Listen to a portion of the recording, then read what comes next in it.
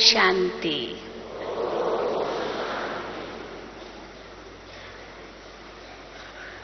बाबा ने यह बड़ा सुंदर भव्य डायमंड हॉल बनवाया है। हम बच्चों को वरदानों से झोली भरने के लिए और हम सभी बच्चे दौड़ दौड़ कर भारत के कोने कोने से, विश्व के कोने कोने से पहुंच जाते हैं भगवान के वरदान लेने के लिए। आत्मा और परमात्मा का सुंदर मिलन हम इसी हॉल में अनुभव करते हैं और वरदानों से झोली भरते हैं भगवान की। भगवान से वरदानों की झोली भरते हैं। तो जितने वरदान आज तक हमें मिले हैं, अवश्य उससे तो सभी भरपूर हो ही गए होंगे और कल हमें और भी वरदान मिलेंगे। बाबा हमको किस दृष्टि से देखते हैं और फिर बाबा हमसे क्या चाहते हैं, उसके आधार से हमें अपने आप को किस दृष्टि से देखना है और बाबा की इच्छाओं को पूर्ण करना है। बाबा का कितना प्यार है बच्चों से, इसलिए तो बाबा हमें इतनी ऊंची नजर से देखते हैं। हर अव्यक्त मुरली का पहला वाक्य बच्चों के प्रति जो दृष्टि है बाबा की, वो वरदान के रूप में हमें मिलती है। बच्चों को बाबा किस किस रूप में देखते हैं, पहली लाइन ही उसकी होती है। तो जब हम बाबा के ये महावाक्य सुनते हैं कि बाबा हमको किस दृष्टि से देख रहे हैं, चाहे हम को पूर्वजों के रूप में देख रहे हैं, मास्टर सर्वशक्तिवान के रूप में देख रहे हैं, होली हंसों के रूप में देख रहे हैं, कितने सारे टाइटल बाबा हमें देते हैं। तो उस समय क्या हम भी अपने आप को उसी दृष्टि से देखते हैं कि सचमुच जो बाबा की नजरों में हम हैं, क्या हम अपनी नजरों में भी वो अपने आप को देखते हैं? क्योंकि अगर उसी नजर से हम अपने आप को भी देखेंगे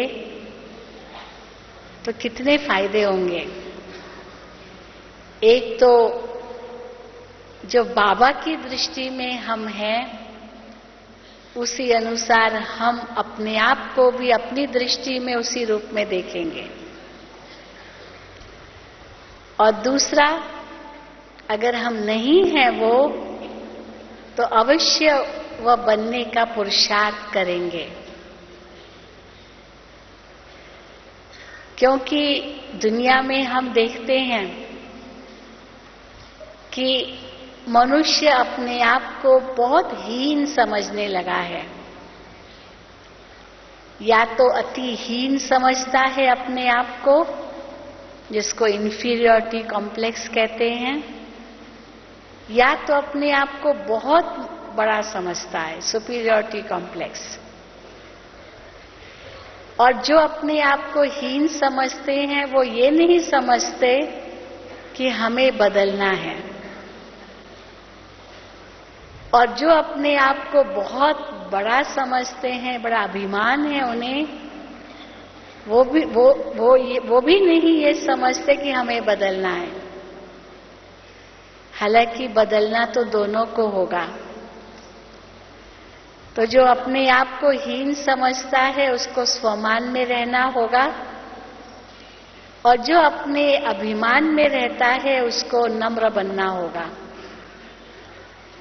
अर्थात दोनों को परिवर्तन करना होगा।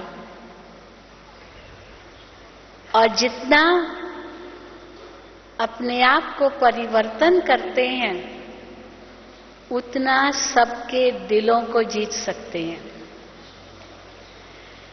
क्योंकि जो अपने आप को हीन समझता है तो उसका परिणाम भी हम देखते हैं कि मनुष्य डिप्रेशन में चला जाता है। कई मिलते हैं हमें, माता पिता अपने बच्चों को ले आते हैं, बहन जी मेरी बेटी मेरा बेटा डिप्रेशन में चला गया है, समझ में नहीं आता क्या करें, इतनी कंपटीशन है दुनिया में और वो कंपटीशन झेल नहीं सकते हैं, इसलिए डिप्रेशन में चले गए कि मैं तो कुछ कर ही नहीं सकता हूं। तो एक तो अपने प्रति हीनता की भावना और उसके कारण दूसरों से नफरत, क्योंकि कंपटीशन में आगे नहीं जा सकते हैं तो दूसरों से नफरत करने लगते हैं, तो और भी ज्यादा डिप्रेशन होने लगती है। और दूसरी ओर जो अभिमानी हैं, अपनी विशेषताओं अपनी कलाओं का बहुत अभिमान है उन्हें, तो वो भी किसका दिल नहीं जीत सकते हैं, तो वो भी प्यार के रिस्पेक्ट के पात्र नहीं बन सकते हैं। और एक दिन आता है वो भी नीचे गिरते हैं, और जब नीचे गिरते हैं तो जिन जिन से चढ़ करके ऊपर जाकर के ऊंचाई को पहुंचा, लोगों को पार करते करते ऊंचाई तक पहुंचे और अभिमान से चकचूर हो गए, तो फिर जब वो गिरते हैं तो वही व्यक्ति उनको रास्ते में मिलते हैं जिनसे वो और नीचे गिरते जाते हैं। वो भी हम देखते हैं दुनिया में, क्योंकि उनको सस्पेंड किया जाता है, इस्तीफा देना पड़ता है नौकरियों में। कई केसेस रोज अखबारों में सुनते रहते हैं और अंत में वो फिर आत्महत्या कर लेते हैं। डिप्रेशन उनको भी आ जाता है, वो जीना ही नहीं चाहते, कहाँ थे और कहाँ से कहाँ पहुंच गए। और जो अपने आप को हीन समझते हैं वो तो है ही नीचे, वो तो ऊपर चढ़ा हुआ समझते ही नहीं है। और बाबा हम बच्चों को दोनों से दूर रखते हैं। कभी भी अपने आप को हीन नहीं समझो, इसलिए बाबा हम बच्चों को उसी नजर से देखते हैं, कितनी ऊंची नजर से देखते हैं। तो ये ऊंची नजर से स्वयं को भी देखना, ये स्वमान की स्थिति है। और जब हम उस स्वमान की स्थिति में हैं, मैं कौन हूं, कैसी आत्मा हूं, वो आत्मा स्वमान की स्थिति में आ सकती है। अगर देह अभिमान में होंगे तो स्वमान की स्थिति नहीं होगी, वो अभिमान की स्थिति होगी। क्योंकि स्वमान की स्थिति अर्थात आत्मा का मान, उस स्थिति में होंगे तो चाहे कोई कितना भी आगे बढ़ेगा, उसको आगे बढ़ता हुआ देखकर हमें खुशी होगी। हम औरों को भी आगे बढ़ाएंगे, परंतु उससे हम पीछे नहीं रह जाएंगे, क्योंकि उनको आगे बढ़ाने में हमारा आगे बढ़ना है। जैसे माता पिता अपने बच्चों को आगे बढ़ता हुआ देखते हैं तो खुशी होती है, तो बच्चे अगर आगे बढ़ते हैं तो उसमें माँ बाप पीछे नहीं रह जाते हैं, क्योंकि फिर भी यही कहने में आएगा किसके बच्चे हैं, तो माँ बाप का नाम तो लिया ही जाएगा। चाहे श्री कृष्ण को सारी दुनिया याद करती है, लेकिन फिर भी किसका बच्चा, देवकी को भी याद करेंगे, यशोदा को भी याद करेंगे, उसको थोड़ी भूल सकते हैं, भले कृष्ण को याद करते हैं। इसी प्रकार जब हम उस स्वमान की स्थिति में हैं तो अभिमान भी नहीं आएगा और अपमान की महसूसता भी नहीं होगी। और अगर उस अभिमान की स्थिति में हैं तो अपमान भी जल्दी महसूस होगा और नफरत भी और बढ़ती जाएगी, और अपनी शक्ति को हम नष्ट करते जाएंगे।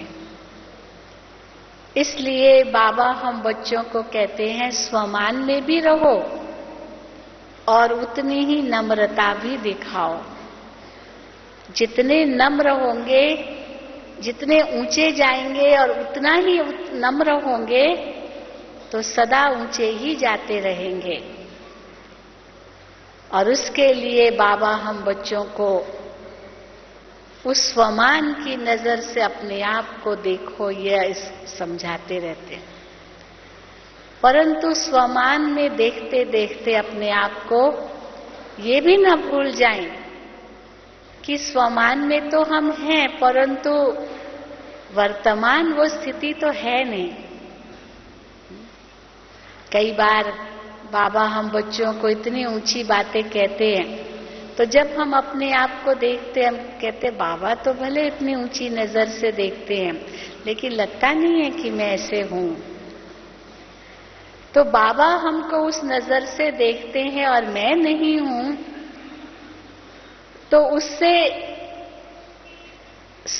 हम अपने आप को हीन नहीं बनाते, लेकिन अंदर में ये निश्चय करते हैं कि बाबा मुझे जिस दृष्टि से देखता है, मुझे भी ऐसा बनना है जरूर, क्योंकि असल रूप में तो मैं हूं ना वो।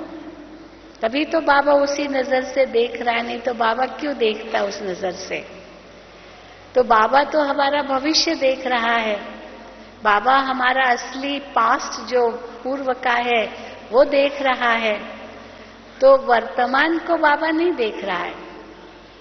मुझे याद आता है एक दृश्य, बाबा एक बार किसी आत्मा से मिल रहे थे। उन दिनों में बाबा पर्सनल बहुत मिलते थे, ये 1980s की बात है, आज से 30 साल पहले की लगभग बात है। तो बाबा मेडिटेशन हॉल में मिल रहे थे सबसे। मुरली चलाने के बाद बाबा एक एक से मिलते थे, एक एक को वरदान देते थे, टोली देते थे, दृष्टि देते थे। और विदेशी होते थे तो हम बाबा के पास ही बैठते थे, क्योंकि रात भर ट्रांसलेशन करनी होती थी विदेशियों के कारण।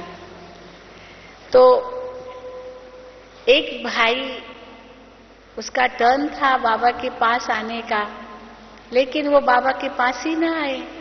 अंदर में उसका मन खा रहा होगा, कोई बात होगी, हमें तो पता नहीं थी। तो मैं बार बार संदेश भेजूं उस भाई को वो आए बाबा से मिलने के लिए, लगभग सबका पूरा हो रहा है, उसको बुलाओ।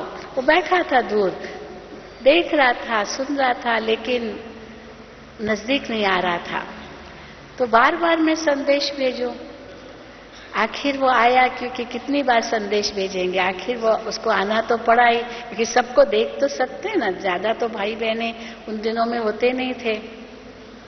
तो जब वो बाबा के सामने आया तो बाबा से दृष्टि न ले, बिल्कुल आंखें नीचे करके बैठा।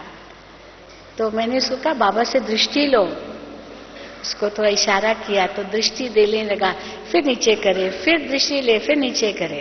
अंदर में कुछ मन खाता होगा, लेकिन आखिर बाबा ने उसको जो वरदान देना शुरू किया, इतनी महिमा की बाबा ने उसकी, मैं भी हैरान हो गई।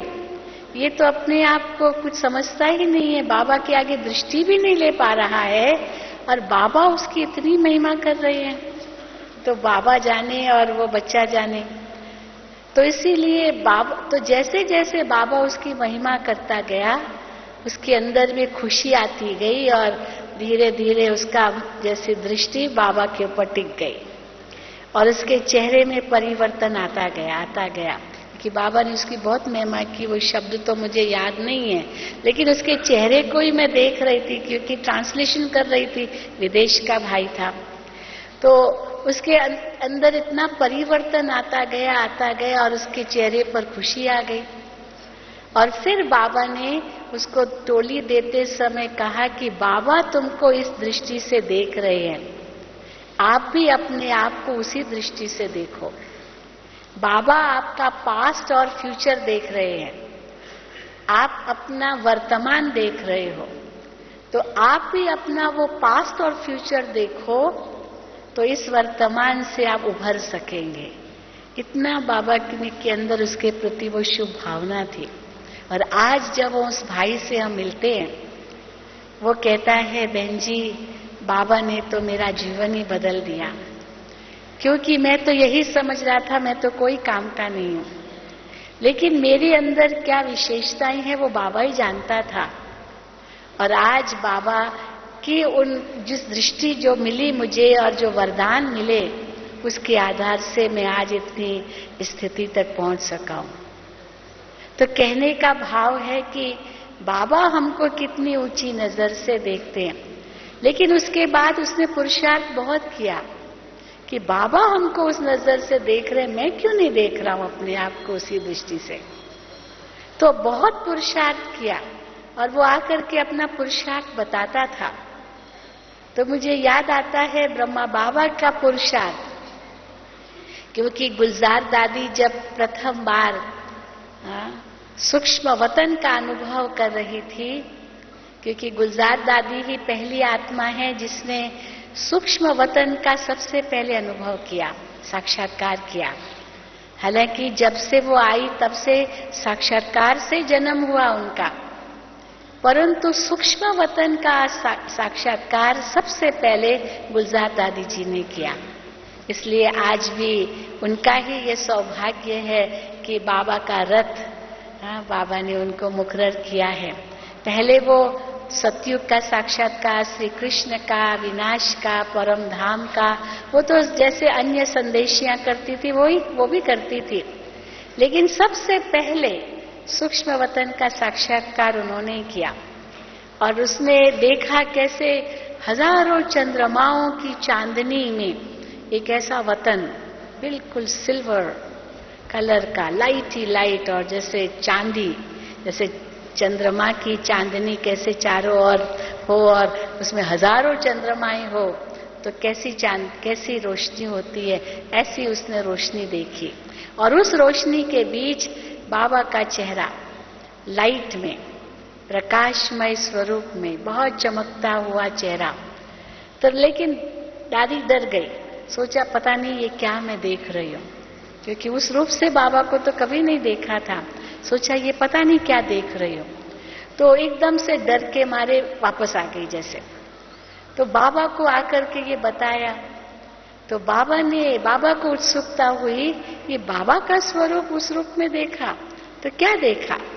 तो फिर दादी को बाबा ने कहा कि जब दोबारा आप जाओ तो आपको वही अनुभव हो तो उनसे पूछना आप कौन हो, पूछना आप। तो हिम्मत मिली, श्रीमत मिली कि पूछना, नहीं तो कैसे पूछ सकती है। तो ब्रह्मा बाबा ने कहा पूछना। तो जैसे दोबारा उसको वही अनुभव हुआ, और जब दादी ने उनसे पूछा आप कौन हो, तब ब्रह्मा बाबा का संपूर्ण स्वरूप था वो। और उस संपूर्ण स्वरूप ने कहा कि मैं साकार में ब्रह्मा बाप का संपूर्ण स्वरूप हूं, और यही ब्रह्मा बाप संपूर्ण होकर ये बनेंगे। जैसे बाबा ने अपनी तरफ इस सूक्ष्म रूप जो बाबा का था उस रूप से अपने आप को दिखाया, इशारा किया। बस जैसे बाबा को ये पता चला कि ये मेरा संपूर्ण स्वरूप है, मुझे ये बनना है, तो तुरंत बाबा का पुरुषार्थ इतना तेज हो गया, इतना तेज हो गया, क्योंकि मुझे संपूर्ण बनना है, मुझे संपूर्ण बनना है। बस उसी लगन में बाबा थे। और बार बीच बीच में गुलजार दादी को कहते थे, बच्ची जाओ फिर से देख कर आओ संपूर्ण रूप के मैं कितना नजदीक आया हूं। और दादी जाती थी, देखती थी दो स्वरूप, और कैसे बाबा के संपूर्ण स्वरूप के नजदीक आ रहे हैं। और जब बाबा अव्यक्त हुए तब दादी गुलजार को कहा कि अब वतन में जाओ, देखो अब बाबा संपूर्ण बने, क्या अनुभव किया, पूछ कर आओ। तब दादी ने देखा वो दो रूप नहीं, अब एक ही रूप हो गया, क्योंकि बाबा संपूर्ण बन गए। इसलिए आज भी बाबा की अव्यक्त मुरली जो चली, जो ज्ञान सरोवर के ऑडिटोरियम के उद्घाटन के समय एक ही बार बाबा ज्ञान सरोवर में आए, उद्घाटन में, ऑडिटोरियम के उद्घाटन में बाबा आए थे। और उस समय बाबा ने ब्रह्मा बाबा और शिव बाबा का अंतर बताया, कैसे ब्रह्मा बाबा हमारे साथ हैं, साथ रहेंगे, साथ राज्य करेंगे, हमारे साथ ही है। और आज 41 साल हो रहे हैं जबकि अव्यक्त पाठ चल रहा है, क्योंकि शुरू में ही बाबा ने हमें पहली अव्यक्त मुरली जो चलाई उसमें बाबा ने यही कहा कि अब जो वाणियां चलेगी, मुरलियां चलेगी, ये जो हीरे पहले धूल में थे उससे निकले साकार मुरलियों द्वारा, अब जो धूल से निकले अब उनको पॉलिश करने का समय आया है। तो ये अव्यक्त वाणियां हमें पॉलिश करने के लिए, हीरों में चमक लाने के लिए बाबा सुनाते हैं, ताकि हम उस स्थिति तक पहुंच सके और संपूर्ण रूप को प्राप्त कर सके। बाबा ने 24 तारीख की अव्यक्त मुरली में कहा, जब अगली बार बाबा आएंगे तो बाबा देखना चाहेंगे कि बच्चे किस हद तक अपनी कमियों को खत्म कर चुके हैं, कहाँ तक फुल स्टॉप लगा चुके हैं, कहाँ तक बाप समान बन चुके हैं। तो ये बाबा कल आएंगे, देखेंगे हम बच्चों से। इसलिए जो शायद हमें टॉपिक मिली कि दिल की महसूसता हो, यही समय की मांग है, समय की पुकार है कि हमें दिल की महसूसता हो कि मुझे संपूर्ण बनना है, मुझे बदलना है, मुझे बाप समान बनना है।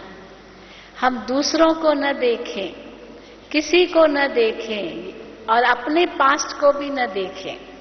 कई बार होता है हम दूसरों को नहीं देखते लेकिन अपने पास्ट को देखते हैं, इसलिए वो हीनता से हम बाहर ही नहीं आ पाते हैं। तो इसीलिए बाबा कहते हैं अपने पास्ट को भी न देखो। अगर पास्ट को देखना है तो एकदम उस पास्ट को देखो जो सतयुग के आदि में थे, और फिर फ्यूचर को देखो जो हम बाद में होंगे। तो इसलिए बाबा हमको उस नजर से देख रहे हैं, हम भी उस नजर से देखें। पर अगर नहीं है वो तो अपने अंदर में वो हीनता न लाएं, क्योंकि अगर इतनी ऊंची नजर से बाबा हमें देखते हैं तो हम हैं वो। अगर नहीं है तो यहाँ होते ही नहीं। दुनिया में बहुत लोग हैं जो इसके लायक ही नहीं है, इतने काबिल ही नहीं है जो इतना ऊंच वो बन भी सके। जैसे कोई पुराना कपड़ा होता है, सड़ा हुआ कपड़ा होता है, एकदम पुराना, एकदम दागों वाला कपड़ा होता है, तो उसको कैसे साफ किया जाए? साफ ही नहीं होगा, उसको तो नष्ट ही करना पड़े। तो बाबा कहते हैं कि जो सतयुग की आत्माएं होगी वो कलयुग अंत तक भी कोई बहुत खराब नहीं होगी, वो साफ हो सकती है, शुद्ध हो सकती है। हाँ, जो कलयुग में आई हुई आत्माएं होगी, तीन युग तक तो ऊपर ही रही, परम धाम में सोई रही। अब कलयुग अंत में आई या सतो रजो तमो स्थिति में आई और 8 जन्म में इतना रूप उनका बदल गया, इतना बदल गया। कहाँ उनकी स्थिति थी? क्योंकि कलयुग में ही आई तो बहुत जल्दी बदल गए। और अभी तो वो क्योंकि आना ही उनको फिर से कलयुग में है, तो बदलना है ये तो कभी सोचेंगे ही नहीं। लेकिन उनको वो कैसे बदलेंगे? वो तो सजाओं से ही बदलेंगे, और उनकी भी इतनी सजाएं तो होंगी नहीं, क्योंकि बहुत ज्यादा पाप भी जो किए भी वो अभी के ही हैं। लेकिन ब्राह्मणों ने तो, हम बच्चों ने तो द्वापुर से विकर्म करना शुरू कर दिया, फिर भी इतने विकर्म नहीं किए जो हम कलयुग के अंत में आए और हम बदल ही न सकें, तो वो भी नहीं है। अंतिम जन्म भी हमारा इतना अच्छा है दुनिया के लोगों की भेंट में, तो सोचिए पहला जन्म कितना ऊंचा होगा। तो इसीलिए इस अंतिम जन्म में भी बहुत ज्यादा मेहनत नहीं है, थोड़ा सा मैला हुआ होगा, जैसे थोड़ा सा मैला होता है वस्त्र, तो उसको साफ करना मुश्किल नहीं है। लेकिन हम बच्चों के भी ऐसे इसी प्रकार के ही आत्मा की स्थिति होगी, तो इसलिए बहुत जल्दी परिवर्तन करना मुश्किल नहीं है, परंतु उसके लिए चाहिए अंदर की महसूसता। मुझे बदलना है, और उसके साथ जैसे बाबा कहते हैं एक दृढ़ता, अंडरलाइन करो, डिटर्मिनेशन, दृढ़ता। वो दृढ़ता हो कि मुझे बदलना है। हमने देखा है कि जब तक अंदर की दृढ़ता नहीं है ना, फिर चाहे हम कितनी भी मुरलियां सुन लें, कितना भी औरों से सुन लें, कितना भी महसूस कर ले कि हाँ मुझे बदलना है, लेकिन वो महसूसता होते हुए बदलते नहीं जब तक दृढ़ता न हो। ये हमने देखा है। अमृत वेले उठते हैं, ठीक है थोड़ा सा थकावट है, चलो कोई बात नहीं, पर उस समय दृढ़ संकल्प कर ले, नहीं बाबा बाबा बुला रहे हैं, तो दृढ़ संकल्प आ जाए, एकदम उठ खड़े हो जाते। हाँ उठ रहे हैं, हाँ बाबा तो कहते हैं चलो अमृत वेला करेंगे, देखेंगे, और फिर उस समय गे की भाषा यूज कर लेते हैं, और फिर वहीं हम लेटे रहते हैं या उठते नहीं है, या उठ करके वहीं बैठ जाते हैं, सोचते हैं नहीं बहुत थका हुआ हो। तो बाबा कहते हैं ये माया कराती है। अगर उदासी लाती है या सुस्ती लाती है या मन में दृढ़ता की महसूसता नहीं होती है, कमजोरी की महसूसता होती है, माना ये माया करवाती है। बाबा फिर भी माया को ही दोष देंगे, अपने बच्चों को दोष नहीं देंगे, है ना। कई बार होता है ना, जैसे छोटा बच्चा गिरता है मान लो, तो अभी माँ थोड़ी कोई बच्चे को डांटेगी तुम क्यों गिरे, तुमको चलना नहीं आता, ऐसे नहीं।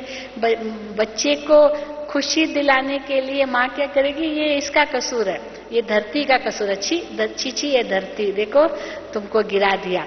अब बच्चा गिरा तो खुद ही, धरती का तो कोई दोष नहीं है, लेकिन बच्चे को दोषी नहीं बनाएगी, धरती को दोषी बनाएगी। तो इसीलिए बाबा भी क्या कहेंगे, माया दोषी है, बच्चे दोषी नहीं है, माया दोषी, माया कराती है। लेकिन इसका कई बार उल्टा प्रभाव क्या पड़ता है, हम कई बार ये मैनेजमेंट कोर्सेज में बताते हैं कि बचपन से माँ बाप की जो सीख मिली वो ये नहीं मिली कि तुम दोषी हो, लेकिन यही सीख मिली दूसरा दोषी है, दूसरा दोषी है, ये धरती दोषी है, वो दोषी है, वो दोषी है, तुम तो बहुत अच्छे हो। तो फिर जैसे बड़े होते हैं ना, वो ही समझ लेते हैं मैं तो बहुत अच्छा हूं, दूसरे ही दोषी है, इसके कारण हुआ, इसके कारण हुआ, तो दूसरे पर ही दोष रखते हैं। या तो अगर माँ बाप केवल बच्चे को ही कहते तुम ही दोषी हो, तुम ही दोषी हो, तो हीनता की भावना जागृत हो जाती है। तो बाबा एक तरफ भी छोड़ते नहीं है, केवल माया ही दोषी है ये भी नहीं कहते, हाँ ये जरूर कहते हैं माया के कारण है, ये माया का प्रभाव है, माया के वश है, लेकिन दूसरी ओर बच्चों को भी ताकीद करते रहते, बच्चे तुमको ऐसा बनना है, बच्चे तुमको ऐसा बनना है, तो एक तरफ भी नहीं छोड़ते।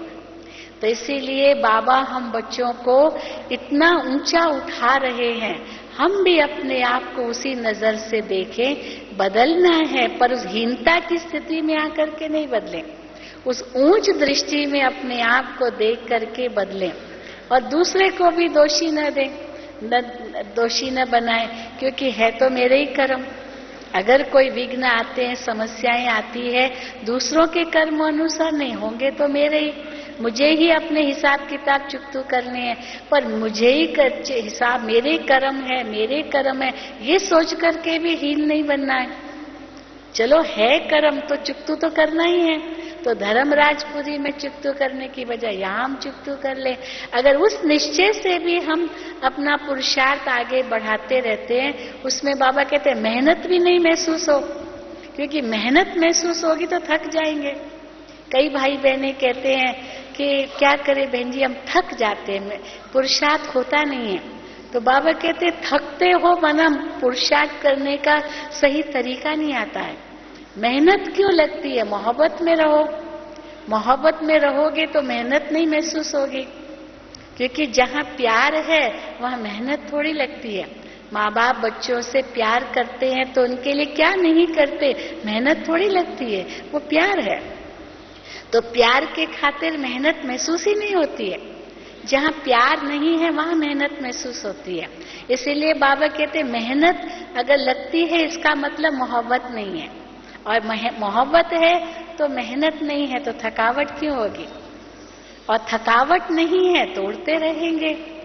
अगर उड़ती कला का अनुभव नहीं कर रहे हैं, थकावट महसूस हो रही है, खुशी नहीं है, तो इसका मतलब है मेहनत महसूस कर रहे हैं, इसका मतलब है कि अपने आप को हीन दृष्टि से देख रहे हैं, इसका मतलब है कि बहुत जो रुकावटें आ रही है उनको पार करने में अपने आप को हिम्मतहीन महसूस कर रहे हैं। तो इसीलिए वो भी नहीं, इसलिए बाबा कहते हैं बाबा को साथी बनाओ, तुम अकेले करते क्यों, बोझ मुझे दे दो।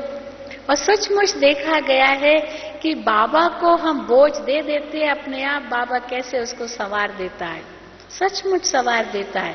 जो हमको बोझ उठाने की जरूरत ही नहीं है। केवल हम बाबा की श्रीमत अनुसार चलते चले, बाबा सब विघ्नों को कैसे पार करते हैं, लेकिन साथ में दृढ़ता चाहिए। अब ऐसा ही संकल्प करके अभी हम थोड़ी देर बैठें, बाबा की याद में बैठें और अंदर में ये दृढ़ संकल्प करें कि बाबा मैं आपकी सर्व आशाओं को पूर्ण करूंगी, मैं करूंगा। बाबा आपकी नजरों में मैं सदा ऊंच रहूंगी या रहूंगा। बाबा आपका ही मैं सदा दिल तख्त पर रहूंगा, क्योंकि बाबा ये भी कहते हैं कि जो इस समय बाप के दिल तख्त पर होंगे वही भविष्य के भी विश्व के तख्त पर होंगे। तो दिल तख्त भी जीतना है, साथ साथ बाबा की नजरों में भी रहना है और बाबा के प्रेम में खो जाना है। तो कैसे खो जाएंगे? अपनी कमियों को भी नहीं देखना है, लेकिन बाप समान बनना है, ये दृढ़ संकल्प करके आगे बढ़ते रहना है। तो चलिए हम उसका अनुभव करेंगे थोड़ा सा। बाबा हम बच्चों को 3 बिंदु लगाने लिए भी कहते हैं। ये 3 बिंदु में आत्मा बिंदु, बाप बिंदु और ड्रामा बिंदु, ये 3 बिंदु लगाते ही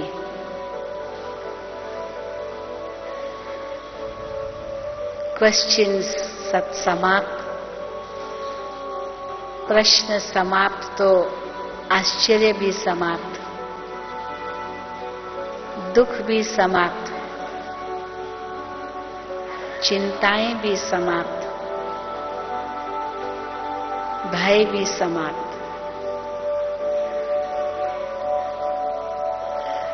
और आत्मा अपने मूल स्वरूप का अनुभव करने लगती है।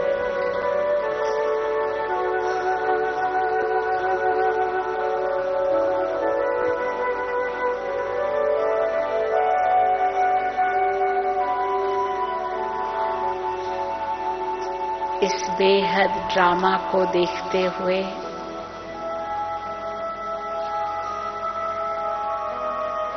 सब कुछ निश्चित है, ये जानते हुए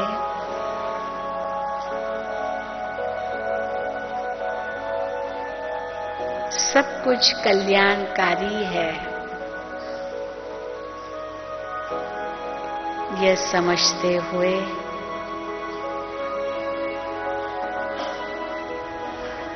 मन शांत हो जाता है।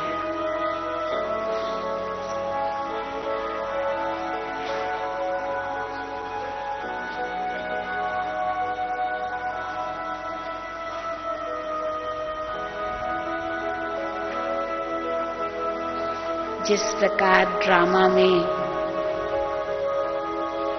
हर एक आत्मा का अपना अपना पार्ट है,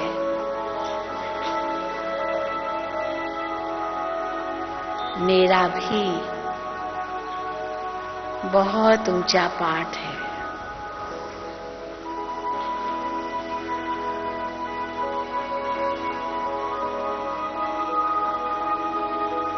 भगवान की नजरों में मैं महान आत्मा हूं।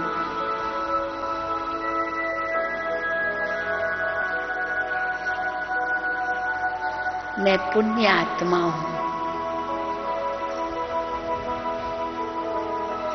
पूर्वज आत्मा हूं।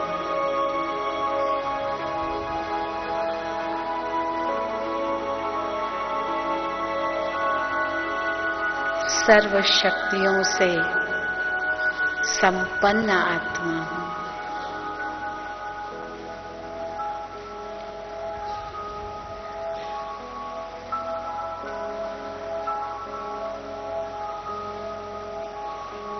सर्वशक्तिमान बाप की संतान हूं।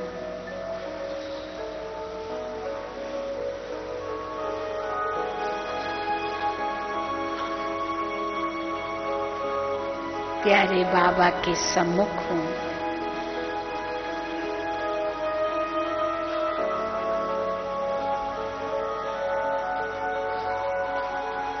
उनसे शांति, प्रेम,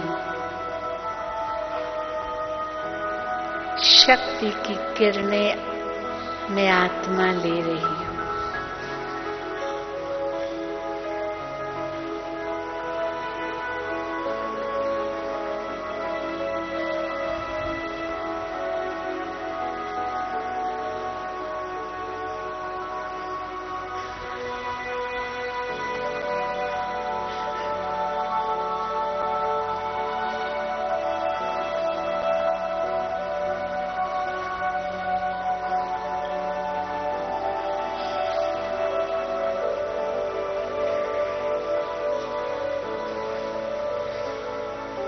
शिव बाबा का दिल तख्त मैंने जीत लिया है।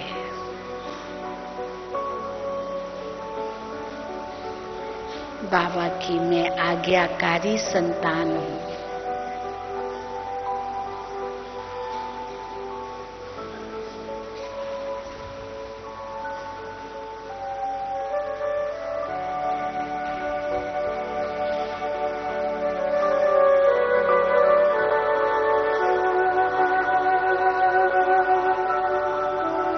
सत्यम शिवम सुंदरम, शिव पिता की संतान हूं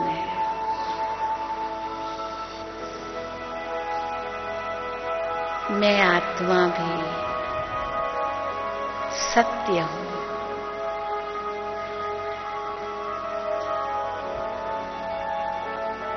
अविनाशी हूं, अमर हूं।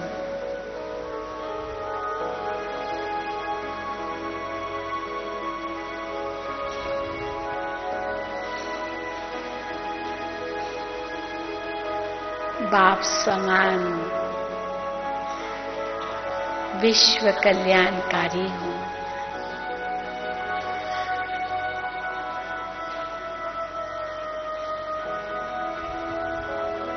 सर्व आत्माओं के प्रति शुभकामना रखने वाली हूं।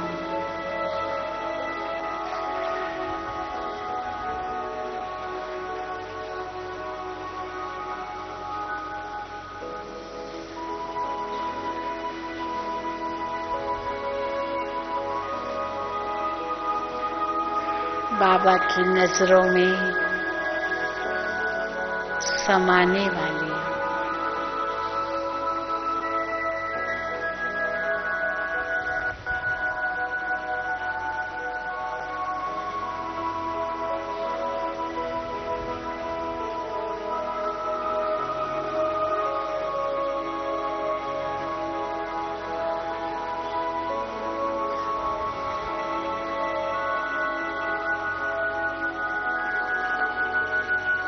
इस ऊंचे स्वमान से स्वयं को भरपूर करें।